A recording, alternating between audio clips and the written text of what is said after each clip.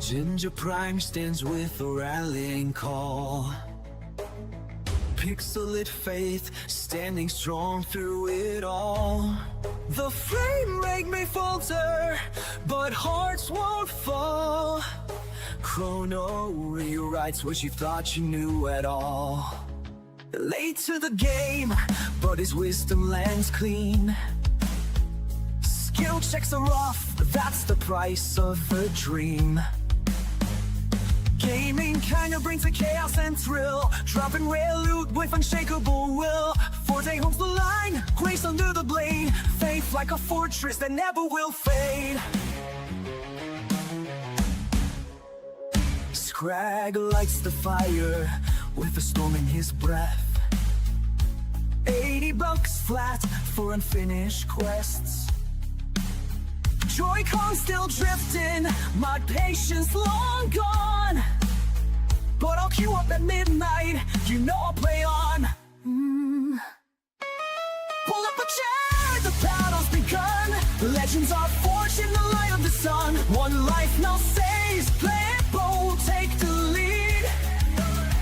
At the GamingRoundtable where the fearless plant every seed. Restrained by the riding tree. Ride no please. Rise to the fire, no checkpoint in sight. One heart, one strike through the endless night.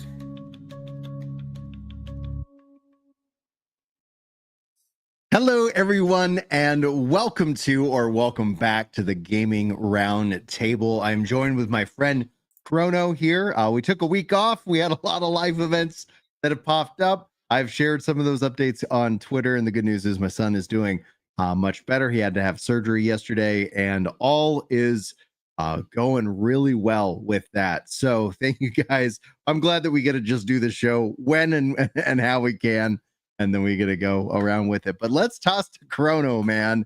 I feel like one of the best things in the world has been just this trickle of gaming news. Now, it's not that it's all positive gaming news, but there's been something just to distract my brain just a little bit. I can tell you the contrast to like the summer to now, it's kind of nice, a steady flow instead of here's everything ever all at the same time. But it does feel like the amount of games coming out has definitely ramped up since like the summer. So maybe it's just, you know, we get either news or we get games to play, but not both. Yeah, you got something to talk about or you got something to play. Speaking of something to play, in today's show, we're going to be talking about the Xbox ROG Ally. I've been enjoying it's not an Xbox. It is an Xbox. And I thought, and I just haven't had time because of real world stuff. But if I shut this down, it says slide to shut down your PC. And I was going to have a video be like, come on, Xbox. You had one job. You had one job. You couldn't customize the Windows prompts to be like Xbox themed. They're like, and just to give everybody kind of my biased review, this is by far my favorite handheld that I own out of all of them. It's got the form factor. It's got the form factor. It is such a premium. So it's like, this is like, I feel like I'm holding privilege right here, like in my hand. And it's like, you can clearly see it. And it's like, I've been just absolutely having a blast with it. Allow me to put my characters into auto attack. Been playing Final Fantasy Tactics, the best Final Fantasy game ever created. But it's not that it's the perfect handheld, but this is just my favorite handheld, which is kind of surprising because at first it was like, okay, you got to get the games installed. You got to do this.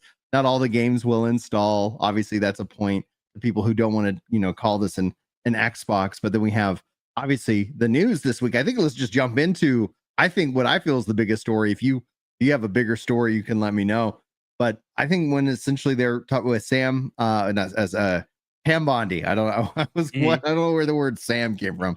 With Pam Bondi talking about that their next hardware piece for the Xbox is going to be a premium device. Which, if this is not a premium device what I'm holding, like at a minimum, you can probably expect that the console price is going to be $1,000. Like it's easy to kind of think that, right? I think what's really interesting with that is, we're all going, well, the ROG Ally X was super expensive, right? Mm-hmm. So what does that mean for the hardware? But come to find out, Microsoft really just put the Xbox brand in Asus's hand for the ROG. Yeah. From what I've understood and what's been coming out is Asus had to price the thing. They pretty much built the thing, and Microsoft just went, "Hey, let us put some branding on it." And Mhm. that's the partnership. So like Asus is like, "Hey, we got to make money on this thing. We Well, yeah. can't. We don't get the Game Pass cut. We don't get the Microsoft sales cut that Xbox does. You Yeah, they know, don't they don't have their own store, right? So it's that right. So that's how these consoles have always been like right, subsidized, because it's that you get that 30% on every game sale after the fact. And so that can kind of right, help. And that's one of the reasons why we've seen originally with the PS5, Sony push more into that $70 price tag, hmm is to help offset, because Microsoft came in really with aggressive pricing yep, at the start. It's so funny to see how they've ended up. Like we've seen in the last 5 years, used cars appreciate. We've seen consoles yeah. appreciate, It's like, where what's happening? everything is going in the wrong direction. Right. And so hopefully we'll see how that shakes out. But it's true. Yeah, they don't have a store. Like, however, like just them starting to communicate the like a premium goes into the theme that I feel like we've Yeah. covered multiple times on this podcast. Like, it feels like gaming, while it's always been a luxury, it feels like it's like, well, we're gonna just focus in on a certain group Well, within that group I that has time to play games. I think it kind of lines up with the rest of the tech sector. If you look at it, kind of broad view, right? Mhm. PCs easily you can spend over $1,000 and still not have like the best PC, just something Yeah. usable, right? Phones are very comfortable in that $800,000 price point, which as that keeps going and keeps getting higher, we've got foldables now that are super expensive. So seeing that, like the Ally X price was a bit of a bummer, right? Because it was $1,000. But then how much other stuff is $1,000, right? And so I think when we look at kind of just again the big picture view in the tech space, the PC space, if the next Xbox is that powerful, yes, it could easily be $800, $1,000.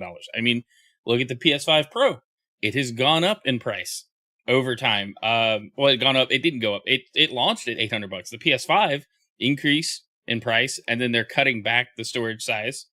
Right. The Xbox itself has just gone up. Like Microsoft's just like, hey, we got to charge more, which we could talk about that some but I think at the bigger picture view is that all these other devices are doing so well at these higher price points that game consoles being like the exception is not a thing anymore. Also, with like all of, and it's not a good thing, but all of the zero interest financing options out there, you could just buy a console now for 7 monthly payments or whatever, Oh, and you that know seems stressful. it is what Like, it is. Honestly, when the Series X was really hard to get, mhm, they were doing their no interest split the payments thing. mhm. That's what I did just to get my hands on one. But then like I paid it off like really fast. It wasn't a big now I didn't like just dump it all in that first payment because Mhm. I didn't want to do it that way. But I did pay it off really fast, but that was mostly because that was the way I got in the queue to get one. And so Yeah. like I could See, see that makes sense, because it's like it's the same concept with buying a car. It's like if you're gonna buy a car in cash, it's sometimes it's just easier to be like, all right, I'll use your financing, and then you just go pay it off right. behind after the fact, because it's like I remember I spent like I think 12 hours in a car dealership when we were buying the minivan, because it was just like working really hard. Like they just like you got like they were like they tried to like, we're gonna have to charge you more, and I was like, Right. no, you're not. Like, this is what we agreed to the price. It's Right. like, Yeah, let's go. it's absurd what they'll do. But I can totally see that. I mean, I think everyone's pretty comfortable getting if you don't buy your phone outright. You pay monthly through your phone provider Mhm. for a new phone most of the time. Well, that's a lease. That's a Yeah. monthly payment. So with a lot of people shifting their mindset to purchases that way, I do not see the $1,000 console being as big of an issue. But what I do see is I hope there's a higher expectation from the consumer side. I know I would have that higher expectation. Mhm. This thing better perform on par with my PC, it better last a lot longer than the current gen has lasted. Because I mean, we're what, 5 years in, and we're already talking about next gen. Whereas with the 360, it lasted a really long time. The Mhm. Xbox One, I mean, is still technically supported. So We've like, seen is that, like, well, that's the thing, even with Xbox One and with the series and the PS4 Mhm. and the PS5, we've seen so much more push into cross generational Right? that I think that's been something very interesting. Where, like, Ghost of Yotai, came out. I don't believe that's actually cross generational, Yeah, I but don't think all so. in all, it seems like that's performing incredibly well. All things considered, we don't have like hard numbers, but I've seen some news stories on that. And truly, the thing, I talked about this the other day on Twitter, was with Ghost of Yotai, is if the speculated or rumored budget is that they did it for maybe around 60 million, which was what the original cost. That is Mhm. an incredible feat, because one of the things we've seen more and more and more is that these games are, 150, 200, 300 million, have these long development cycles, lots of churn, lots of restarting. And I was like, Right. that is the highlight. If that's the fact, it's like that game's going to print money for Sony, as both an exclusive, but essentially when eventually they bring it to PC and Right. AKA the Xbox in I this have regard. loved speaking of that situation, I have Yeah. loved seeing the Yoshi P drop his image, his like screenshots of him playing PlayStation games on his Ally X. Like Mhm. former PlayStation like executive is just like, hey, this is a good way to play PlayStation games. It is. It is a really good way to play the games that you own. And if the system could not play the game, I get it. We don't need to sit here Mhm. and say we got to make everything do it. But if it has, like, we're in a world of, it has the capability, it can do it. Let's talk a little bit about some of the downsides of this, because it's like I said at the start of the show, like, this is my favorite handheld right now. I love the form factor. Feels really comfortable to hold. Like, playing it for long sessions, especially because the downside, Final Fantasy Tactics is not installable. I can only play through xCloud, which got an upgrade in October, which caused a whole kerfuffle. Yeah.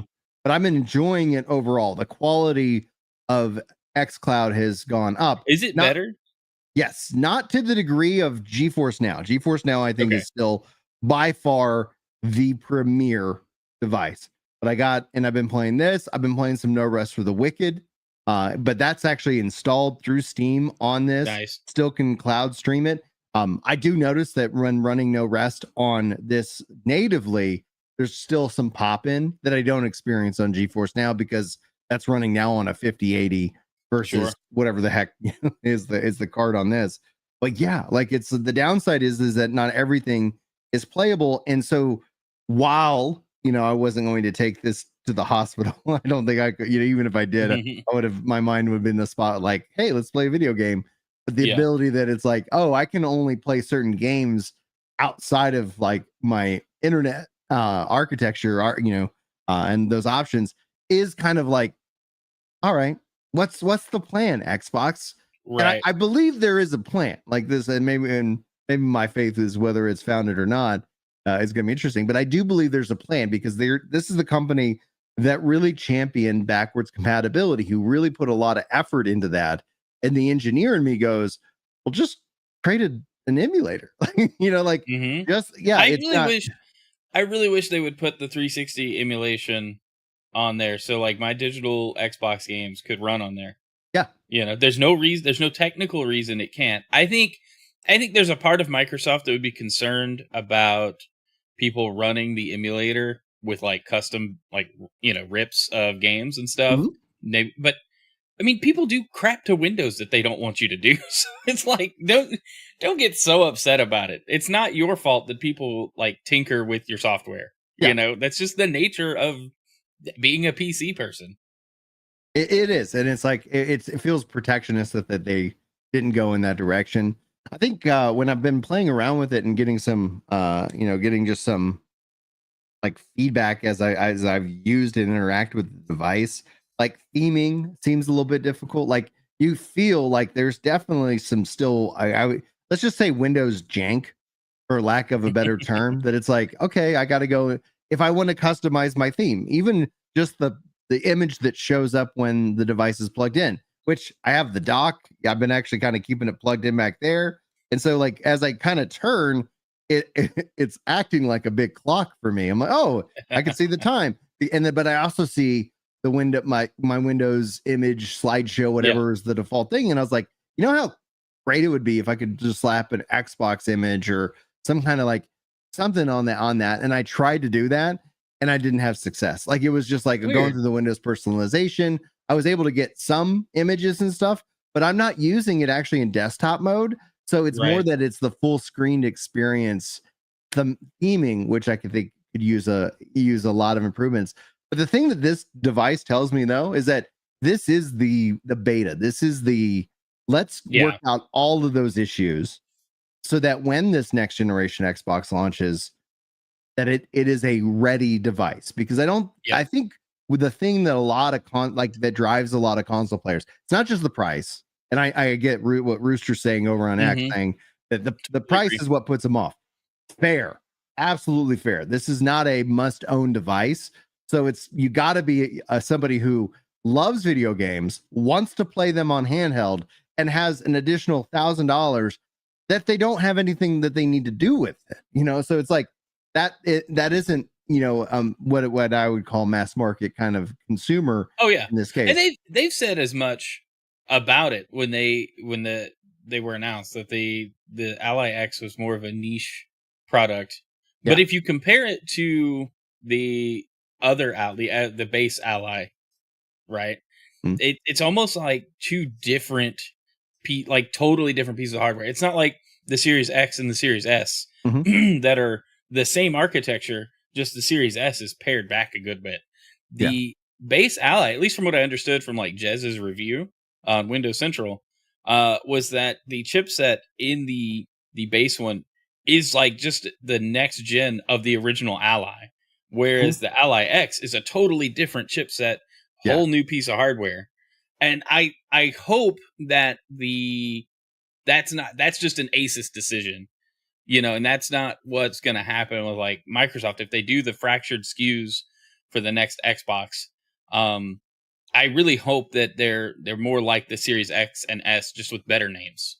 If that makes any sense. Oh, dude, if Microsoft starts naming their products at all near something that would be of value to people and not be so absolute confusing, we've arrived. Like that's my next Phil Spencer moment. They're calling it Xbox. Yes, it's Xbox. It's like, let's go.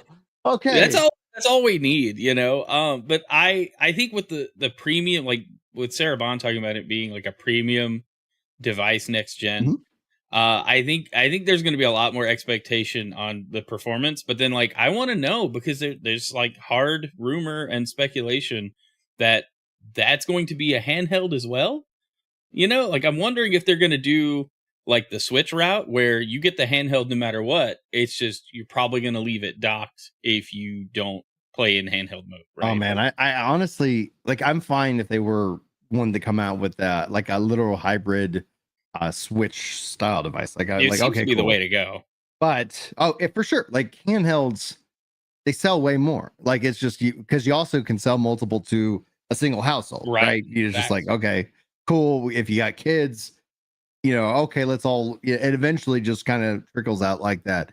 But I do personally would love to see like a high powered connected to my TV device that allows me to play all my games.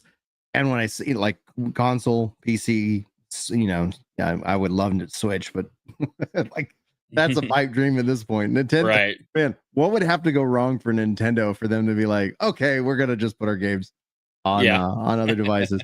It would be wild. But I would love for that. I'd love for that premium, high powered experience.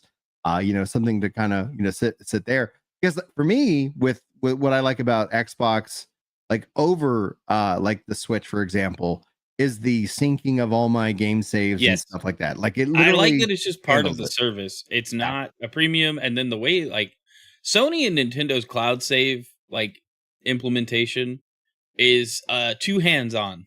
Whereas like you have Steam And Xbox, it just happens. I don't have to have a subscription. I just have to have a Steam account or a Microsoft account. My game saves are in the cloud. Those save files are so small. Like maybe over time, somebody with a lot of saves is taking up a lot of space, for free. But those save files are so small. Like there's nothing to it. So the fact that like Nintendo and Sony charge for it just feels weird still, because they should be baked in. At this point, it should just be an expectation that your saves go with you. And Microsoft really does it the best, but I think Steam and Microsoft are about par for in that area, right? Steam does a great job too. Because you're spot on, and it's all in that I could be playing on more than this original device, right? Like in the Switch's world, it's like, oh yeah, you have a Switch. Oh, it turns out like if you have multiple Switches, that's where things get complicated. That's where things get a little bit tricky. It's in the like if you have one device, then like So anybody who just like I just have a PlayStation, like they'd be like, what are they talking about right now? Like it wouldn't even dawn on them that there's this other world. But it's like as somebody who plays on handheld, plays on PC, plays on console, like just having that all handled behind the scenes is such a treat. It means I just, and so it's trained me so that it's like, oh wait, I don't have access to that. That's locked away over here. I didn't configure that. And some things on Nintendo side like don't even cloud sync for a reason that they're worried about people cheating or something. And it's like again, back to the software modification argument. If somebody's playing a single player game and messing with the save files or save scumming or whatever, who cares? Like that as long as they're not like breaking the game for other people, I think is where that comes. Yeah, that's my personal line. But Nintendo, they don't want you even thinking about how their stuff works, right? They just want you to play the games and be happy, and that's fine. Like that they're welcome to be that way. It's an odd stance in 2025, but I guess everybody locks down their hardware to some degree. But the experience I really like want replicated, or at least to continue, and I think Microsoft's on track to do it. I don't know why they would change, but like I can boot up a Play Anywhere title on my living room Xbox, play it, save. I can come on my get on my PC and load up the same game and just start where I left off. Yep. Or I can play on cloud and again just pick up where I left off. So I think that that environment is going to be crucial to Xbox's success. Yeah, because like they've been pushing Play Anywhere. This is the Xbox campaign, all of that. But they have to make hardware that I want to buy. Yeah, right. Like what would get you to buy though? Because they don't have that exclusivity. Like what's the hook? I already have a lot of software in my digital library. Mm-hmm. So I think it just needs to be very performant, and I need to know what the GPU is and what the CPU. I personally need to know the specs, and do those specs mean that I'm going to get a base 60 FPS across games? Or are we going to be stuck with, oh well, this game's really cinematic at 30 FPS? And I've made the argument not every game needs 60 frames per second. I can stand by that. But if we're still making an excuse that like, well, we couldn't get it to run that smoothly, so we degraded the performance to just make it work on the hardware. I think we're at a point now where like that excuse is starting to run out, right? Because even mid-grade GPUs can still run 60 FPS, or at least give me the option at a hardware level to prioritize frame rate and not leave it up to the game. No, 100%. And I don't know if Microsoft would do that. I don't know. I would hope, but I don't think they would. The issue that I find is that it comes down into marketing and expectations. That's one of the things where I've seen a lot of frustration expressed online about both the PlayStation 5 and the Series X. It's like, hey, we went in with this expectation of 120 frames and like even at a core where 60 is the base, but then and then all the games are cross-generational. So yes, the cross-gen games were performing at that 60 and 120 frames a second. But as soon as it became like, yeah, this generation is kind of the lead generation, we started to see that frame rate dip back down into the 30 frames, and that people found that frustrating. And then you'd also have different differences where it's like, well, why is it working over here and not over here? And so that just became, I think, essentially where, I mean, this kind of goes back to Moore's law, where the technology keeps getting better and better, but the cost to make that next leap keeps also going up exponentially, as well. And it's kind of hitting that point where, yeah, we've seen the console prices raise over the last 5 years, which is wild to me. Like, I do remember that you wait long enough, that price fall, comes down, becomes more mass market. It would launch with that premium price and then would work its way into more of a mass market like price. at this point, the Series S should be like, with holiday sales 2025 coming up.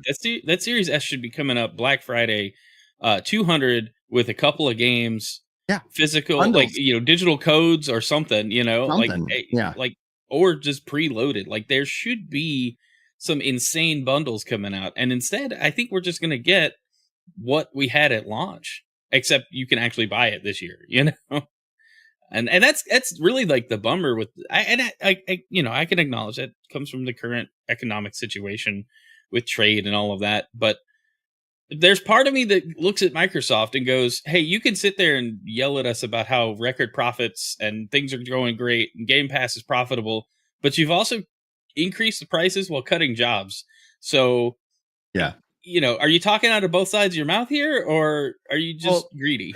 Did you also see the news story that was coming out, I think, yesterday or the day before, talking about how, like, through the act, like, people were really putting this on the Activision ABK deal, but it's that's put Xbox under more Microsoft scrutiny, and so that they have set a target of a 30% profit margin on what they're doing with an Xbox, which is not anywhere near the industry average of usually somewhere in the low 20s, right? In terms of profit margin, which overall, go ahead. Well, I did see that, and I think, yes, that is a huge reason why we've seen Xbox make the choices they've made since buying Activision, right? Like, that tracks. But I wonder at some point, why does that mean price increases and not, hey, make better games that actually sell, or bring in Game Pass subscriptions? That's hard. It is hard, but like, you are a game company. Xbox is more of a publisher now than anything else. You do the hard thing, and maybe don't cancel games that people were looking forward to 5 years after announcing them. Yeah, I think that would be something that if I was to wave a magic wand over the industry in and of itself, is like, don't announce games until they're 18 months from release. Like, we are getting ready to finish this thing off. Like, it is just in a quality. It goes gold. Polish. It goes gold tomorrow, and we just need a little more time for, like, the spit and polish. Yeah, he's like, just and they've gotten and done some of that with some shadow drops, and I get that there's a counter argument to what I'm saying, is that some games, the funding and that model is based off of hype and the excitement that's generated. But I think essentially, especially with, like, and there's not just one, I think one reason, but there's multiple factors of all these different things. My thing is that the time it takes to make the game is a critical component, that when you sit down to make the game, if all of a sudden you start going into year 5, year 6, year 7, and you're still working on the game, like, from an HR perspective alone, how much turnover are we talking about here? Like, can anybody sit down and say, like, hey, I've worked at this a job for 20 years? It's like, no, there's turnover. So we can take a lot. We can look a lot at how Nintendo is structured as a company, and look at their turnover is very low. Their employee satisfaction is very high. And then we look at somebody like Microsoft, who just burns through contractors like nobody's business. And it's like, well, no wonder these things come out. Like Amazon burns through, like, just their warehouse workers. Yes, it's just churn and burn. Right. And so, like, it's no wonder that, we see kind of a lack of that quality. Yes, there's a quantity of games. There's no denying that Microsoft is publishing a ton more games than ever before, but they also own, like, major studios, so that should be expected. But we're kind of losing some of the things that make good games, in favor of, and annual releases are important. I think Call of Duty maybe should come out if not every year, every other year, with significant changes. If they're doing a campaign, focus on that. Make multiplayer like just the platform, you Mhm. know. But Yeah. I've said that before. That's what But they try like to do with Halo Infinite. Like, it it's like, didn't work. okay, oh, well, that also shows, like, when you There's do launch, you gotta come there's out a strong. concern that the future of Halo, which when do we find that should be this weekend? Is Is that this this weekend? weekend Worlds? I think we'll find out what they've been working on to some degree. That's what we were promised Alright. at the Cool, end of cool, the cool. month. Well, it's already the end of October, and so we should find. And I'm always like interested in Halo news, but since Infinite, I am not hopeful, and like I'm not as excited as I used to be They because did the Gears of War, so in my mind, I think where do you fall on the Combat Evolved remake for now on PlayStation and Xbox, it which is strange because didn't they already? I mean, in my mind, they did that already, right? You know, they well did two, and then we Halo were coming hoping to for three. PlayStation would be a lot more impactful than Gears. Like Gears was a pleasant surprise, Mhm. but I don't think the first Gears did as well as they had hoped. Right? Oh, Like really? Hmm. I haven't I seen think any numbers. right. Like well, that's just it. We haven't seen any numbers, so you know. We haven't seen numbers also for Yotai. Like, it's like, I think, like, have we left the area of which we're gonna, like, hey, 5 million units, Well, celebration, or just like they're like, yeah, it is what it is, what it is. I think we have to look at like the way they say things because a lot of times Yote posted like the Sucker Punch account posted how many players they had on Yeah. launch weekend. And that's interesting that that's not sales. That's players. That's people that logged in and started playing the game. And so Mhm. that could be a significant number of people going, all right, I bought it, I started it, and I let my friend borrow it. And he also started it. And then another guy also grabbed my copy and logged in and started it.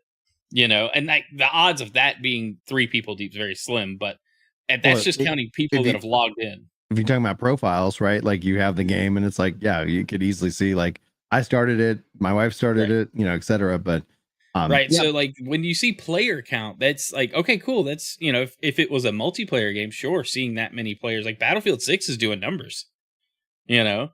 mhm. People are pumped about it. And that's cool to see in the shooter space, you know, but like in a single player world, like I don't care how many people are playing the game. I want to know did people buy it, you know? And so like that's where I Why? think that Like, goes. I get that there is an obsession, but I guess ultimately there's just, like, in my mind, I'm wondering is how much more of that is just noise, right? Like, Right. obviously with Yotai, there's the concept and the culture war, which I heard somebody describe more as a should be considered a hybrid war, because there are, like, instead of bullets, it's words that are flying back and forth, but there are real consequences. People, do get hurt through it. But it's that I've seen people trying to make points on it, which in and of itself is like, yeah, you're just catering to your team. Like, the thing I look at it that's actually most exciting is they made a high quality game for 60 million, Yeah. ish, it's like, and then not Mhm. counting marketing. Okay. But as opposed to, like, yeah, that cost us 300 million. I'm like, okay, let's see how, like, I think because a lot of people focus in on sales, and what I've always kind of gravitated towards is sales versus budget, Right. because that is really where you get, like, was this a success? Could we have put this money into a money market account and done better, versus Right. what it is, as opposed to, like, yay, you made your money back, aka Right. like Remedy, for example, where it's like they had a press announcement for, we're almost about to break even. Yeah. Yeah, like a year or something after your game has come out. Like, that's was that your goal? Like, when you sat down and you're like, hey, I have Was an that the idea. goal eventually? Eventually Yeah. we will break even. I was like, I'm like, okay. good to know. It's Yeah, like, all well, right. just to circle it back, like to come all the way back to Halo, Mhm. and what like I don't know that if Combat Evolved, like getting a full remake is the best plan because Halo One, it's not it aged pretty well. I mean, we Mhm. have Combat Evolved Anniversary that like overlaid a visual update, but Yeah. the core gameplay remained unchanged, and so I thought that was like the best way to go about it. Halo 2 Anniversary was the same way. So if we're doing a full remake of Halo 1, what is there to change? You know, maybe some of the jankiness of like that just old school game feel, but I think that's part of what made Halo 1 like accessible and familiar and good. You know, there's just Mhm. an old school philosophy in it that you don't see in games anymore. So if they're applying like modern development techniques to it, what does that mean? Like, are we Right. getting like sprint? Are we getting like fundamental Glamour. changes? You Mhm. know, yeah, like that kind of stuff. And that's okay, I guess. I just don't know without them going, hey, we're retelling the whole story and we've rewritten it. And then now you're kind of telling your OG like longtime fans, hey, we're retconning like the original game and this is like the foundation now, right? Like that I don't know. I don't know that it's gonna But we're work. talking over like, isn't it 20 years? Like it's that Sure. the goal in Now my mind. Go ahead. I was like the games. I could talk about this for like longer than necessary, but Halo as a series was built on like really like solid lore and like they back in the day they would talk about, oh yeah, we have like the Bible of all of the things that are Halo and all the stories we could tell and how things line up. And are they straying away from that now? I'm sure they have to some degree because Halo Infinite definitely felt Yeah. different from a storytelling perspective, gameplay, like the whole thing, the whole game felt different than all the other Halos. Well, and the same thing with Gears 5. Like I'm not surprised that they're doing Gears of War E-Day, which I'm very much excited about. Yeah, But I felt like they wrote themselves into kind of a corner with the story of Gears 5. And so it's like it's just easier maybe not to try and push the narrative yeah, further as opposed to like right. with Halo. It's like, well, there's a lot Well, here. and the Maybe argument always comes in: tell side stories. Mhm. Do what Star Wars has been doing. Tell stories about other events and characters that go parallel to that main canon storyline. And I outside the think Ben Solo film that now that kind of leaked that they were that it was finished or script wise, and they're like, let's not do it. I was like, oh man, that sounds fascinating to me. That'd be something I'd like to see. But yeah, sure, I get what your point is there because yeah, you could kind of do that, build out the world, and maybe this is that opportunity. Now, here's what hopefully, I'd say about a Halo remake. When I just look at how my kids consume content and what they're Mhm. interested in, because in my mind, it's that there's no point in trying to get me, a 40-year-old gamer, hooked to Halo. Like I already loved the Halo. Like I played Yeah. the Halos. Like it's like I'm already kind of in that camp. Just I haven't even played the campaign. The weird thing about Infinite is I never played through the campaign because I was waiting for multiplayer co-op, and it eventually came in the online version, but I was waiting for the couch version, and then they kept that after they promised that One of they my would. biggest complaints. Oh my gosh! Anyway, so like at some point, I guess I should go and just play it just for. It's fine. It was fun to do co-op. My wife and I That's a co-opted. great review. It's fine. Yeah. It's fun. Well, okay, so story-wise, it's whatever. But I thought the gameplay was fun. I thought Yeah. running around like this semi-open world situation and doing missions was a lot of fun. Me and my wife got kind of, completionist with some of it where we're like, hey, Mhm. we're gonna go like fill in the map and do all of the waypoints and do we're gonna find all the little secret things over here. And then we got to a point where it's like, let's just finish the story because we've been playing this for a few weeks. Yeah, that's fair. So here's what I think though is that how do you attract a younger generation to kind of get on that train? Because again, you got like imagine, hey, go play this whole like yes, you got to refresh the gameplay, but I think you have to also open up to a lot of different things. Like you look at just Minecraft and Fortnite, for example, there's a huge amount of variety. This is Mhm, something that I felt like Halo originally pioneered with like the Forge, right? Like you could mhm, really kind of build out these things expand into that, right? Like I if they don't launch with the battle royale, like I know that's kind of cooled off a little bit in terms of the like when I look at what sure, my kids are playing, there's all kinds of things, but it's all within this sandbox of right, possibilities, right? So whether they have that or not, I don't think is as important as it was when they decided not to have it with Infinite. I think that hurt them because that mhm, was like even Call of Duty like has it and it's adored, right? So it's like it is a right, mode. It doesn't mean it has to be the be all end all. right, Arena just isn't the biggest draw for a lot of people yeah, anymore, and that's okay. But people like that sandbox experience. They be able to build and kind of just share those experiences out, even if it's a curated, kind of experience. So I would love to see. Yes, you have this game comes with a campaign and a story, and we're gonna build up all. We're gonna take the lore and we're gonna be able to inject so much more into it, into the story, Sure. and we're gonna do that. It's gonna open up to a new console that can now people can come and play it if they've never had an Xbox or a PC and wanted to play it, which is that is a chunk of gamers. And so you have all that, and then you have this ability, like, yeah, what would get my kids interested in playing this? What would get them being excited? Well, if their friends are playing it, how do you transition them off of a Fortnite? How do you transition them off of a Minecraft? Right. Even owned by Microsoft, but still, like, you want to be able to kind of inject that. And I think that's what I'm going to be looking at and seeing, because I don't think it's a tough challenge. Yeah, I don't think the market is for me. Like, okay, cool. Sure. But I already beat that game. It's like, yeah, I might pick it up. I loved Halo 1. Like once we see more on it, yeah, I'd probably pick it up and play it. I don't know though, because it's such a tough challenge, because people have always talked about, every time a new Halo comes out, they go, well, I don't like this change. I liked what was before. Mhm. Right. Yeah. And it always comes back to people falling into one of two camps, where they really liked Halo 2's multiplayer or they liked Halo 3's multiplayer. Mhm. Personally, I enjoy multiplayer no matter what the Halo game was. I've enjoyed it. I thought Infinite was fun. I just got bored with the sandbox. Right? I got Mhm. bored with the tools they gave me. And that's me. Maybe I'm just getting old. And it's just like you said, it's not for me anymore.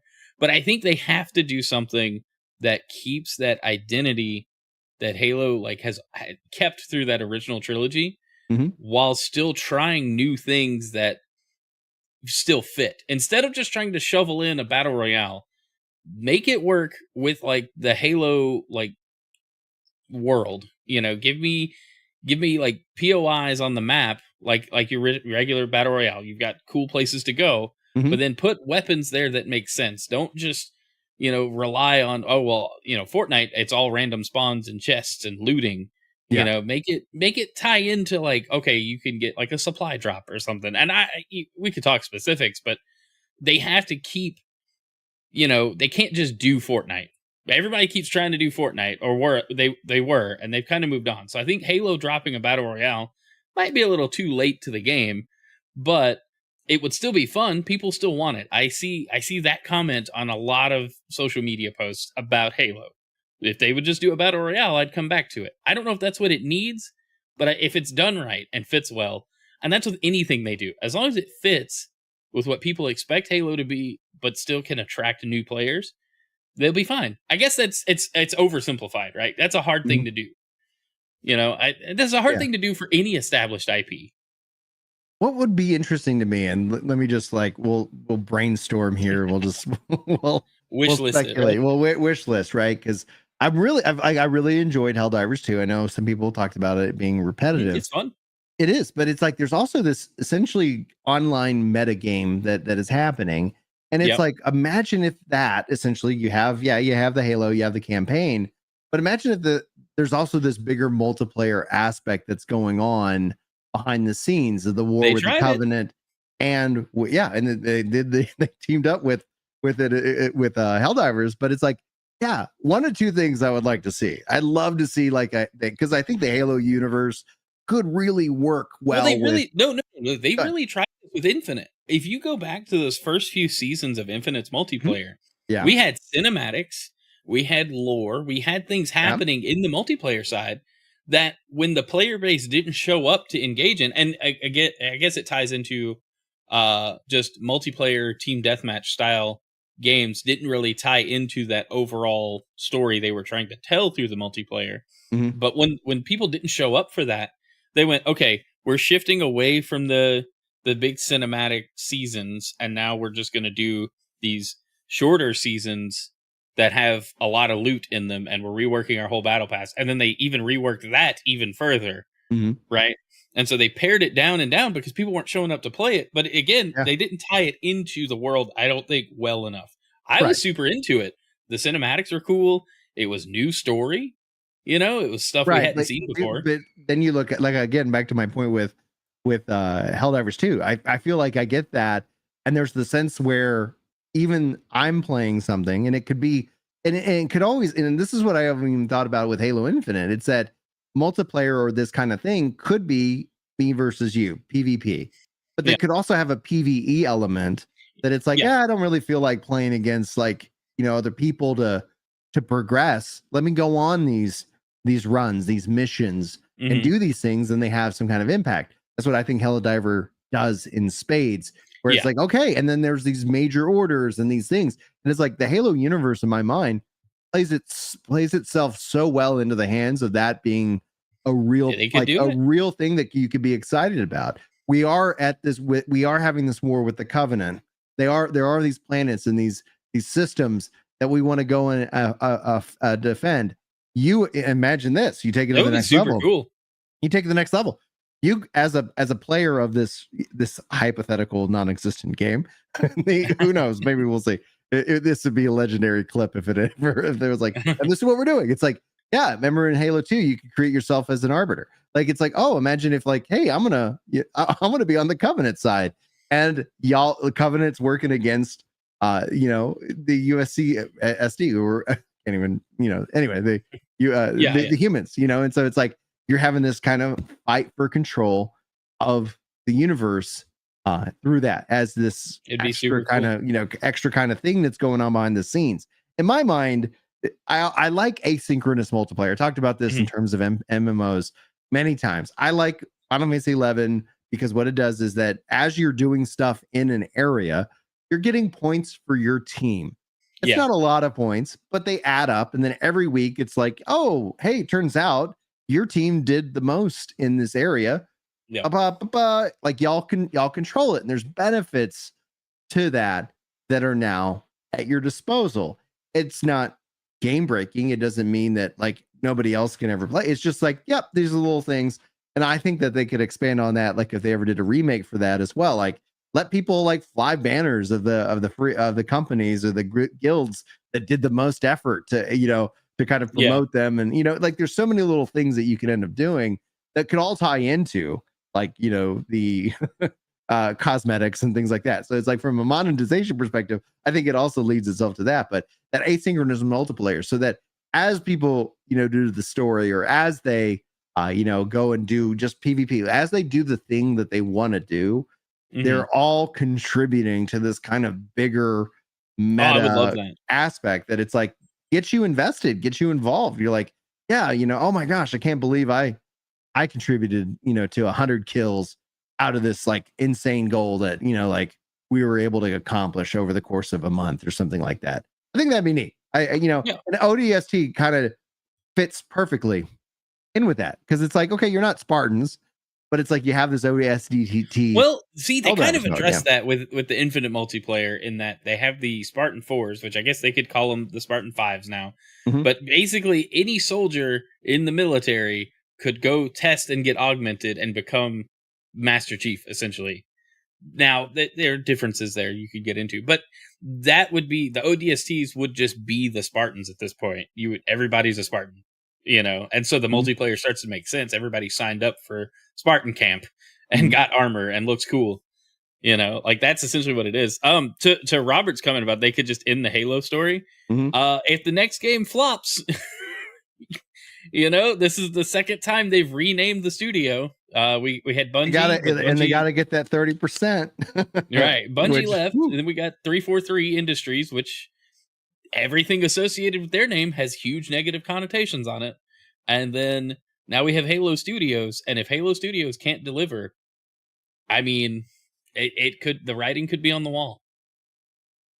It's gonna be neat to see what happens, because it seems like it's a good opportunity, especially for Halo Studios, for them. It's an opportunity. Will they succeed? Who knows?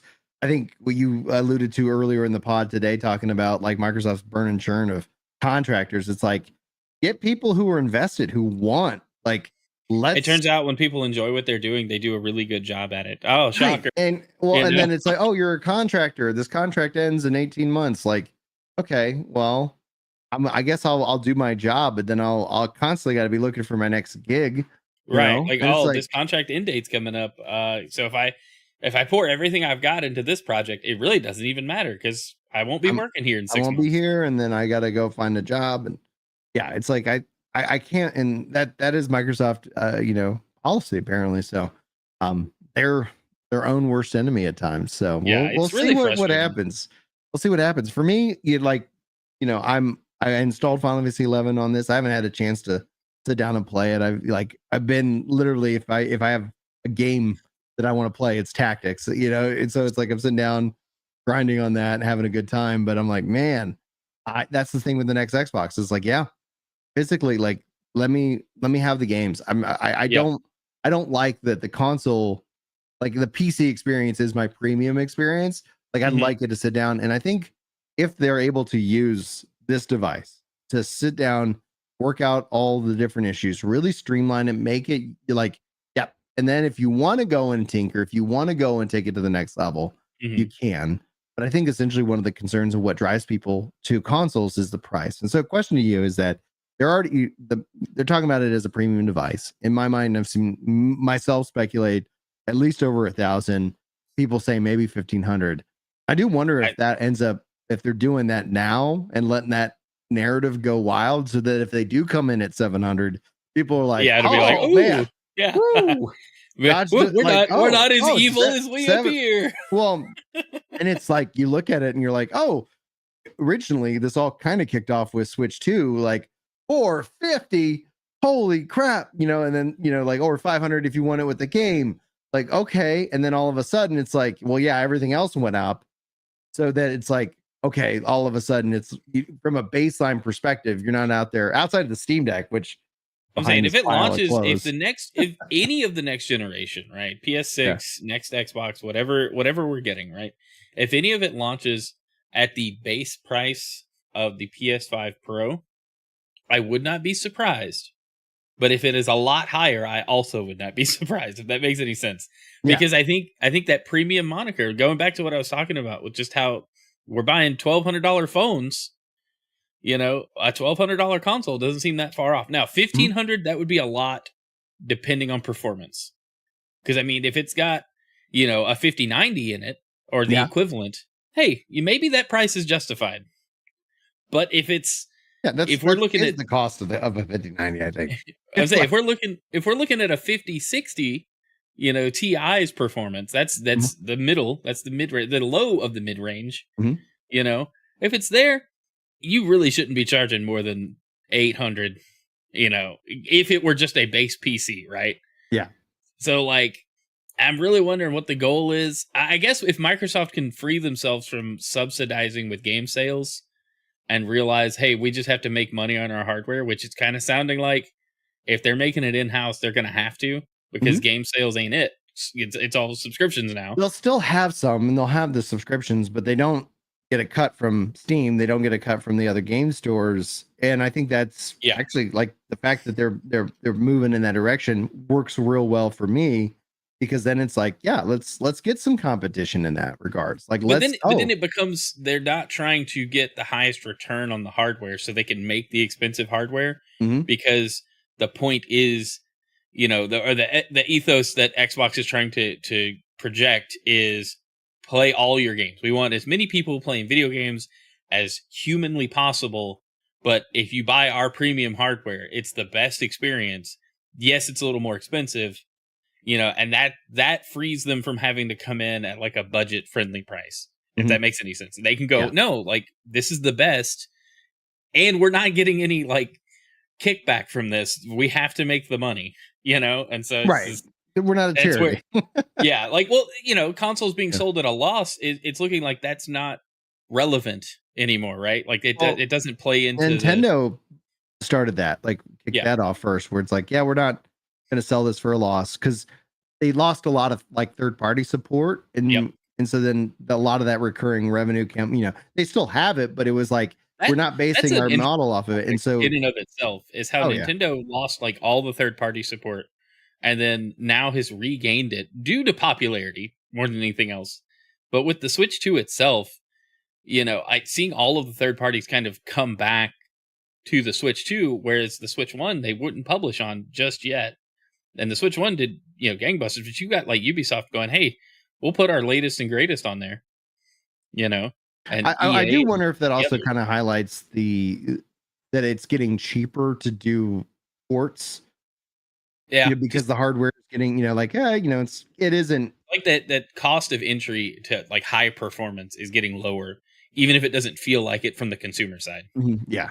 And I think that's just because lack of options. And that could be the solution in and of itself for different priced Xboxes. Like you have Microsoft come out with that premium, like, oh my gosh, but then you have other manufacturers, OEM, like, hey, we have, because I think this is, from Microsoft's perspective, a battle of the operating system. We've seen Steam gain some steam, like Linux has been gaining, like everything I run in the cloud, pretty much every software I write, I write to run on Linux, and it's like, because it's so much, it's the performance and the cost is there, but it takes effort. But so I think it's, when they're looking at it, it's like, yeah, we have to make Windows and this full screen experience and get adoption for that so we can compete. And the other way I could see them, and this is something I do think will happen. We'll see if I'm completely wrong, and if I am, I'll own it. But I could see that there'd be a huge value, and then they say the Xbox Series X and maybe the S all of a sudden gets that Windows full screen, that Xbox full screen experience. I can see it. And then all of a sudden you have more adoption to it. Now I don't. Then suddenly those price increases, it's like, all right, maybe it's not that big a deal, because I guess the return on investment, I should say, of my OG Series X and S, now that the hardware is suddenly worth more because it does run those things and it does all those extra things. I could see that. I think it also would help, because it's like, now you can get people to have it. They already have it. They already own it.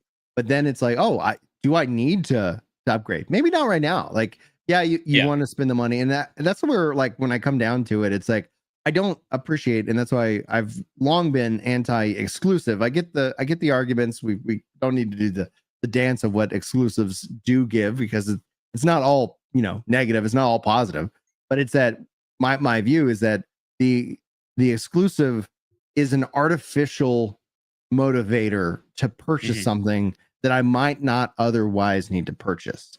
Right. So it's like, I look at it at any form of media. If I have to go out and I can't run this movie only on a Sony device, like I can only watch I can't watch a Sony movie on a pair, pair or whatever. It's like, we saw that actually with the theaters originally, that the movie studios own the theaters themselves, and then that ended up getting broken up. Like, I don't, no. Like, it's like, if the device that I have has the capability of doing it, like, give me the consumer that option. The incentive should be that if I'm on your hardware, then there's other things that would attract to it outside of exclusive. So for me, like, I'm always like, it's just an artificial way of making something more appealing. I mean, traditionally, the only reason I've ever bought a PlayStation was for exclusives.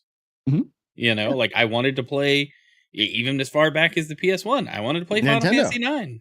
That's why I got a PlayStation. Nintendo's the same way. I want to play Mario Kart. When Sony really lost exclusivity over Square Enix in that regards, because it was always weird. It's like, will they, won't they, will they, won't they? Yeah. No, Square Enix, like, I'm playing this on my Xbox. Like the Tactics, we got Dragon Quest 1 and 2 coming out next week, I think. Gonna be playing that on Xbox. Final Fantasy 7, remake. Now I'll go and play that on an Xbox. I hadn't finished it ever on Steam, but there's a part of me that, like, I like the achievements. Like, I'm invested into this ecosystem. It's fun. It's comfortable. I enjoy it. And so it's like all of those things kind of combined. It's like, that's where I like to play. I like the controller scheme. I like these things. And so I get a lot of enjoyment out of that. And so would you say that the Ally, like your experience with the Ally X then, is not quite to that level that, like, the Xbox, the existing Xbox console ecosystem is at, but it's definitely a step in the right direction? I think it's there. Like, I think it's moving in that direction for sure. Like, it is a really nice device to own. And it's a very luxury, I would like, I can say, I really would like one. I just, as somebody who doesn't do a lot of handheld, the thing is like, I enjoy it. I have no idea who I would recommend this to. Like, right. Like that's like, the thing. oh, but that's the thing for me. Like, back to it, it's like I like that I don't need to own this, and it's like, Mhm. I want to own it because of these reasons, right? Sure. You know, and it's like, yes, would I have loved to purchase it for $800? Yeah, like, yeah, give me some of that money. But it's at the end of the day, I was like, hey, I want it for content, and then it's like, Mhm. okay, now it's my favorite So handout. I guess I need to do some like digging into it because I have only looked at it from the handheld side, but it can be docked and Mhm. used as a PC, and I'd like to see that That'd kind be of that'd be an interesting choice. You know, full I screen performance. No, not to use it exclusively that right. way, but just to use it in a more hybrid, Mhm. because they're only obviously, they're selling it just as a handheld. It's a handheld item first, and I get that. Like that's one of the reasons I was like really excited to see how it does. But I don't know, I kind of want a Mm. handheld, and I think I only want a handheld because I could access my whole PC library and my Xbox library, or most of my Xbox library. For the most part, because this kind of ties to what Solom's asking. Hey, Brian, I own a Steam Deck. Would you recommend this as a ROG Ally X for me to as an Xbox guy? And just curious about it. Steam Deck, I think, is still just a great value, right? Yeah, Like for a handheld that even the plays OLED. even the OLED. Like I still think that Steam Deck has a lot of edge over this. We'll see if they end up increasing their prices. But again, you got it. Like I love the form factor. I love that it, because it's Windows. I haven't run into yet any compatibility issues. There's a couple things like I would like. I like on Steam Deck, I can do a little hot button to bring up the keyboard. I have to press a button, go into it, say, "Hey, give me the keyboard." Like in the case of Final Fantasy 11, obviously Final Fantasy 11 was engineered not with this in mind, Mhm. but it's still Right. there. And there probably is a way. I was just trying to like it's You just not know, easy enough to kind of I figure wonder if out. But you could probably run like the Stream Deck software and map some yeah, keys that way, probably. Like, yeah, and that's the like it's again having Steam, playing No Rest for the Wicked on or it, auto hotkey or any of those other yeah. things. Oh, you can install anything. It's Windows. Like it's like I installed, Oh, so I'm saying, like, Discord. you could just make your own macros with Yeah. the functionality you have. But it really comes down to it's like if you do a lot of handheld gaming, like I do, because it's just the Mhm. nature of where I'm in life. Sure. Like if like the kids were grown and I was like gaming and streaming all the time, like oh man, that'd be even harder to be like, why do I need this? I am literally having this experience over here. That's kind of my thing with, like, picking up any handheld, though, is how much would I use it Mhm. as a handheld versus just leaving it, like, docked and then having kind Yeah. of a lesser experience Well, where I could have. and that's why if that's what the next Xbox ends up being is this not just hybrid PC but hybrid handheld console dock. I'm not that doesn't necessarily appeal. What would be interesting though is that they did that and then the Xbox Series X was like, yep, and it's now your, Sure. Windows full screen Xbox experience, Yeah. Xbox OS, baby. Well, and Like, okay, there's no reason that they shouldn't be able to do that. Like, that's what we want. That's, like, the hopeful thing, right? Like, yeah, I would love to see that happen. And it kind of would remind me of back in the 360 days when we had the original dashboard and that original experience. And then they're like, well, we want to do something different. So we're mhm, redoing the entire system, like, overlay. yeah, And under the hood, it was the same thing, but then they added a little bit of functionality as time went on. And it mhm, wasn't anything major, but they did do it. Whereas now we get system updates that are just like, oh, it doesn't crash when you open this one specific game anymore. yeah. You know? Speaking of crashes though, like when we talk about this over the Steam Deck, it has it in performance, like being able to run more games. I know, like I've run into issues where with New World, for example, on the Steam Deck, it can be challenging and problematic. Thus, essentially, GeForce Now ends up being the better solution. This also is able to much easier and just natively install the GeForce Now app. It's just easier to install things and get them going on this device over Steam Deck. But I think from again dollar per dollar, like I'm gonna have to get in my mind 1,000 hours plus out of this device I think before you'll I'm do it. like, oh, like gosh, how many hours have I put in Final Fantasy Tactics? Like most likely I will. Like I can see Yeah. that's why I'm like the thing I'm trying to evaluate this thing on is yeah, like how does it feel? And honestly, after it's been a week, it's been a chaotic week for anybody who follows me on Twitter, but it's been a week, and this has been something where it's like, yep, I can sit down, and I can play, and I'm having a good time. And then yeah, I need to set it down. Battery life on this last seems like well, no, seems like it lasted forever. But then again, I'm also playing on the cloud streaming for tactics, but playing locally and everything's like that. Like, yeah, I charge it, but I haven't had to like, oh, I need to charge it. It's like I haven't ever found myself going like, well, I guess I need to take a break. But I've had that that's same also a experience life with the thing. Switch too. Like Yeah. playing it in handheld, I've played it in handheld a little more than I ever did the Switch One, Mhm. and I haven't found myself going, oh, I have to stop. It was more like, I'm kind of done right now. Yeah, the nice thing is like the kids will hit that limit, and so they'll come and ask me to Yeah. use mine. I'm like, no, because I want when I want to play, I want it to be ready. I don't want to be like, Yeah. oh no, darn it. But Yeah, my daughter has started playing Donkey Kong Bonanza. oh, so good. But because I have, it's my Switch too. It's in my office. And we'll bring it in the living room to play like Mario Kart split screen and all that. Mhm. She came and asked me the other day, she's like, "Can I move the Switch into the living room?" And I was like, "Well, let me put it all in the case, and then you can go hook it up, and you leave it in the case when you're done." Mhm. But yes, and so it's like she's been interested. So I find myself moving. I've already got a case to buy another Switch to, right? Like Yeah. we're sharing games now, and she's Yeah, wanting to play we the have the newer stuff. family Switch too. I finally got my Joy-Con. I went to and bought a single one from GameStop. It's like Nice. I sold a bunch of stuff. I was like, all right, like get this stuff out of here. I'm not using it. And I was like, oh, I'll take a single Joy-Con. Great. Boom. All right. Yes, we're back. Problem We're back. solved.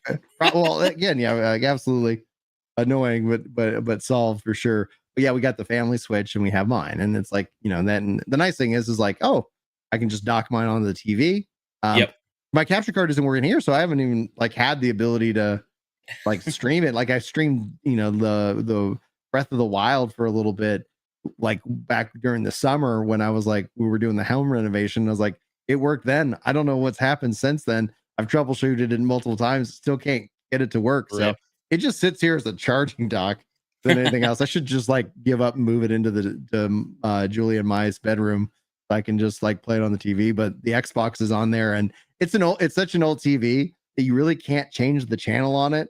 So if you change the channel, we found out a way because like we'd have to originally like if you accidentally change the channel, you had to go all the way around, and we can't program it to not just have these dead channels that don't exist. Yeah. And but now we found out if you double tap the the channel button, you got to go really fast. It actually will change the channel down, so it saves us all kinds of time. Otherwise, it tries to bring up the menu. And anyway, old TV, man. Yeah. it's but it's like, yeah, I only have one device hooked up to it because don't change the channel. Yeah. Do not. Don't change the channel, please. That's and funny. we're good. But hey, what are you playing right now? To what I've learned, the internet tells me I should absolutely hate, but I've been enjoying Pokemon ZA. Oh yeah, It's fantastic. It's not the same experience that Legends Arceus was. Mhm. So if you're familiar, Legends Arceus was a really good story, but it is fun. I don't care for the story. The story hasn't given me any reason to care, but the gameplay I'm having a blast with. So, it's more like playing an MMO. It's like the battle system, instead of it just being pure turn-based. You can run around like on the map during a battle, and your Pokemon, like you give it commands and it will move around on the field as well. And all the moves have a cooldown. So it's like you tell it to tackle, and then you can tell it to do something else immediately, and it Mhm. will follow through those moves. And then once they recharge, you just do it again. See, that sounds like what I've been wanting Pokemon to do. Yeah, I think it's worth playing if you want to experience that aspect of it. Would that be something fun for like me putting on the family Switch for the kids? Do you think they would enjoy it? It's purely single player. It does have an online component, but if they don't have a problem taking turns, I could see like if they like Pokemon or even casually interested, it would be a good one. That are just riddled with Pokemon. Yeah. So then, yeah, you should pick it up. It's fun. I like it. I've posted a few clips of the game and have gotten some very interesting comments. Okay. So like the negative engagement, still engagement. Thanks for being mad. I'm still having fun with the game, but yeah, it's good. That's really all I've been playing though. Okay, cool. And I've talked about it numerous times throughout this entire pod. It's like Final Fantasy Tactics.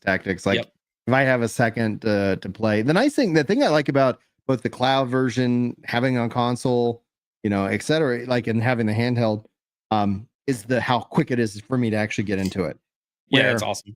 There's just been so many times where it's like I sit down to try and play a game and you try to boot up. The one thing I have discovered though is that the Xbox quick resume on console, like as soon as you go to any other device, like it completely breaks that. Yeah. Understandably so, but Yeah, the save like, data change does mess up the experience. It does that like that's one thing I wonder if we could see them getting worked out, because it's like, yeah, I'm on multiple devices and it just like having that save state like follow me around as well. If it could move around, that would be, dude. That would be next. That would be next gen for me. That would be the next gen experience. Yes, you heard it here, guys. Next gen experience. It's just save state, just follows you, just like your cloud saves do. Because that's the one of the things where it's like, oh, because it does. Because what happens is it tries to do the quick resume. It doesn't. It fails on quick resume, and then it has to quit the app, and then you got to relaunch it for it to then boot up. And so it's like it's just this extra little bit of a slight annoyance. But outside of that, like getting into this game, jumping in the cloud, whenever it's like, oh, like it timed out on me during the show because I had it running up, and because I was like, oh, I'll show it with the game running, etc. Yeah. It timed out on me. As soon as I boot this back up, I'm instantly back to whatever screen I was on. That's so cool. When it paused, and it's great. It's so good, unless I boot it up on the Xbox console, and then it doesn't. But it's like as long as I go into the cloud stream, then it's rock solid. So before we cut, one thing we didn't talk about, we kind of hinted, we talked about the increase price on Game Pass Ultimate. Did that change your opinion on staying subscribed or not? So yes, I took my wife's account. And because I was also paying for Ultimate for her because it just kind of made it easy with because we have two Xboxes, sure, kids are playing together, etc. I was like, hey, she has some games that she likes that are on it, and it's like, yeah, at $20, like it just gives us a lot that we get. I felt we got a lot of value out of it. Sure. And so immediately I went and lowered her to the lowest volume because it was like, no. Yeah. Then I also was able to go purchase a year of Game Pass Ultimate at $20, so like a month. So it's like I'm baked in for the next year at that price as a way of just kind of evaluating it. Yeah. Because I was like, how's the streaming? It's better. Like it's not where I think it can be and in the direction they're going. Like I said, I click play on cloud, and within about 5 seconds, maybe 10 seconds, I'm in the game. Like it's like I'm good, as opposed to like before. I was like, I get why people are so worried about the cloud, because if this is all they've experienced, it's not great. But it's so much faster, so much more responsive. And so it's like, so I'm locked in for a year. Will I stay at that tier come October 2026?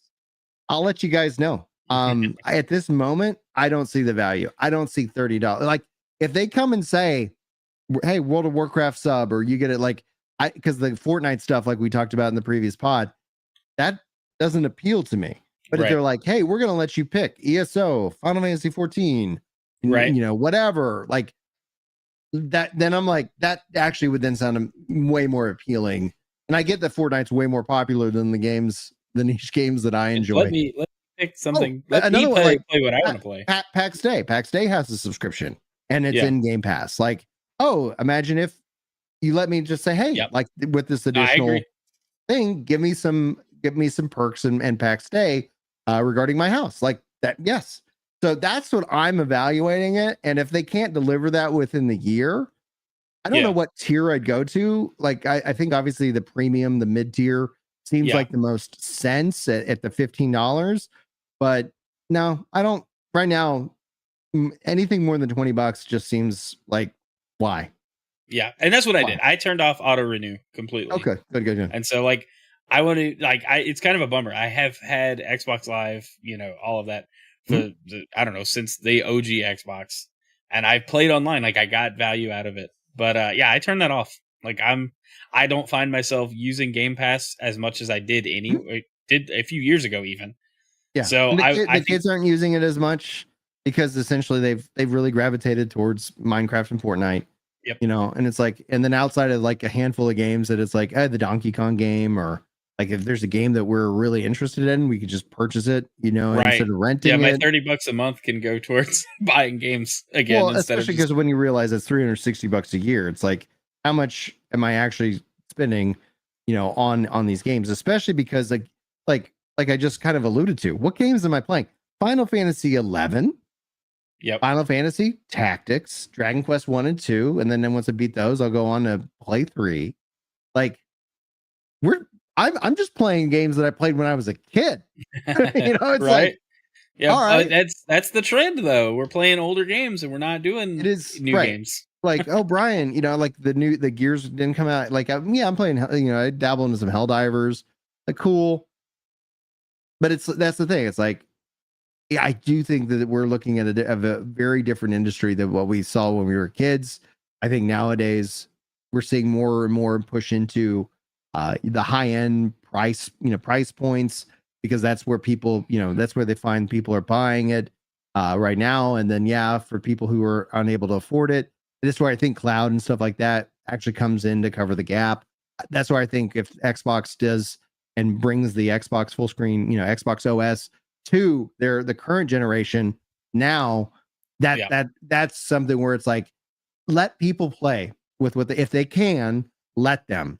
Stop restricting them, stop forcing them to spend money, because I don't think they will. And then on top of that, I think it ends up building much more goodwill. But we'll see. Xbox is like, it's hard to find, like, anytime like there's good news about like anything with Xbox, you end up Microsoft will spend the next month absolutely destroying. That's what I'm saying. We're gonna get excited about Halo, right? And that announcement's gonna go whatever way it does. And if later, it's good, it's like massive layoffs and right. I was saying, if we get good news, we know that something horrible is about to happen. we've cloned, you know, like Security, you know, his AI presence is now driving Mistwalker, you know, his next game, you know, Lost Odyssey 2, but it's not by him, it's by some AI clone of him that we have going. And man, it's just insane. We got a question from chat. Solomon says, Brian, which you say the performance of the ROG Ally X is much better than the Steam Deck? Absolutely. I can say just on numbers alone. Just on the numbers alone, but actually my experience, because I have jumped into games. Now, it doesn't mean that the games, like, if I compare this to my PC, I definitely have a much better experience on the PC. It's got much better performance, but immediately it feels way more responsive, and less, you know, less worrying about Proton and things like that. And if they can continue to work on the OS itself and continue to kind of really streamline that experience, so you don't need to go to the full screen experience to do X, Y, and Z, I think that's what they're really kind of using this for, really gathering that data. But performance wise, at the X, not the same for the Y or the S or whatever the hell that's, you know, the other version, the white one. No, it's that in and of itself I would avoid. You know, put the letter S on the end of that one, because the naming is confusing. Yeah, because we want to call it the S, and it's not. It's just the Ally. It's the Xbox ROG Ally. Yeah. The all in all, it is my favorite device. It's the best form factor out of everything that I have, and it is my go-to. Nice. Over every way that I can currently play a game, unless for some reason no one's on the TV, which is rare. So it's like, if you're ever like, finally gonna sit, you know. But I also enjoy my Xbox Series S. I'm a big fan of that because of the price. Like, it's like, give me choice, and that work. I need flexibility. That's the kind of gamer that I'm at. And you can then question whether this means I'm a true gamer or not. That's perfectly fine. I know people are you even a gamer? It's like, if you're just playing Candy Crush on your Ally X, I get it, but you're not a gamer anymore. I did install Balatro. I did install that game. Dude, Balatro is so addicting. Oh my gosh. So I do have that there. And that's where it's like, I got Triangle Strategy installed. So it's like, the thing that boggles my mind is like, why some and not all? Like, give me that Play Anywhere. I know this game's on Steam. You know, like Square, full send, man. Quit goofing off. Let's go. Anyway, but I am looking forward to like the Final Fantasy 7 remake, because again, that's Play Anywhere already announced. Yeah, that's gonna be awesome. It's gonna be great. I'm gonna enjoy that flexibility that gives me, hands down. So yeah, you got bejeweled on your Steam Deck. You're freaking legend. Gamer card, turn it in. Right here. I'll turn mine in. Like, it's got to the point where it's just like, yeah, like I remember where it's like every new game and it's like like I spend too much. It's outside of the news. Like, man, I tell you, that thing one last note. The thing that this does that I really, really enjoy is it gets me off of Twitter and actually playing games. There you go. Like the thing, and it's all about speed and accessibility. I don't gamers who don't have children will never understand why I speed and accessibility is such an important key feature, because it's so much easier to go to Twitter and just scroll and get and I get entertainment from that. My feed's always really interesting and fun. I know that there's some feeds out there that are probably wanting to avoid, but it's like, how do I stop doing this and start playing a game? So it becomes the backlog reduction device. It is the backlog reduction device. So, but then for me though, like the backlog continues to grow because again, Dragon Quest 1 and 2, which Dragon Quest is like, I was a Dragon Quest kid before I was a Final Fantasy kid. Yeah. And then Nintendo Power Promotion, and Dragon Quest 2 like was such a game. Like as a kid, I was like, oh, it was so mind blowing that I really am looking forward to going back and playing it. And I do awesome. want to beat it. Like it's like I'm gonna beat Tactics, then I'm gonna do that. And there's so much other stuff in Tactics. Like there's like this, and the deep dungeon essentially, that they have in there, and there's so many other things that I'm just like, I'm really enjoying it, and I'm really enjoying because I can work. And then I can just, the one thing I would change about Tactics is that I like to set my guys to auto battle when I'm grinding, and just like, okay, and then I'm working and it's like, okay, the battle's finished. I would love to be able to start a battle, hey, put the party, just auto start. Like that would be ideal. And then I start to go and like, well, maybe if it does come to PC, I am a software engineer. Maybe I could write just a process that just is like, how did you get all the jobs mastered and level 99? It's like, well, I worked all day and I grinded out. I did the work.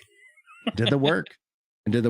All right, guys, be sure to check out Chrono. All his content, his links, and all that good stuff are in the description below. And maybe you'll see me a little bit more. I don't know yet. Like I still feel like I knew I had so much fun hanging out, making content in the summer, and then we got into sports season and school season, and it's like, I'll get around, like, as PAX Day came out in the 1.0, I've created my character and I've, crafted a few things.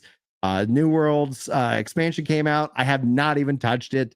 I have not stepped into the Night Haven. I've logged in and kind of was like, oh, playing around.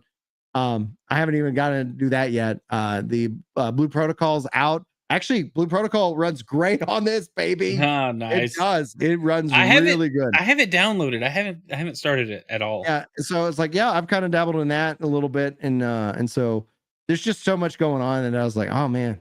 Yeah. At some point, like, I know I haven't posted a video. I think I maybe posted one video in October, which is so funny because I used to be able to, like, I'd churn out maybe a video a day, or maybe if I was like, feeling ambitious too. Now I'm like, it's like, we'll falling see. off, man. Falling off. I'll get back up on that horse at some point. But I was like, we're good. There's just a lot going on. So appreciate you, Chrono, making time. I know we went over time, but I hope you have a great rest of your day. Thanks everybody who's listening. And if you guys enjoyed the show, hit that like button, leave a comment on the VOD. That's always a great way of supporting here on YouTube. And if you watched on any of the other platforms we streamed on, thanks for being here and giving us some of your time. Now, outside of all that, guys, we will hopefully be back this time next week, assuming, no crazy life events like, kids having surgery and all that stuff going on. So I wish you guys all the absolute best. But until then, take care.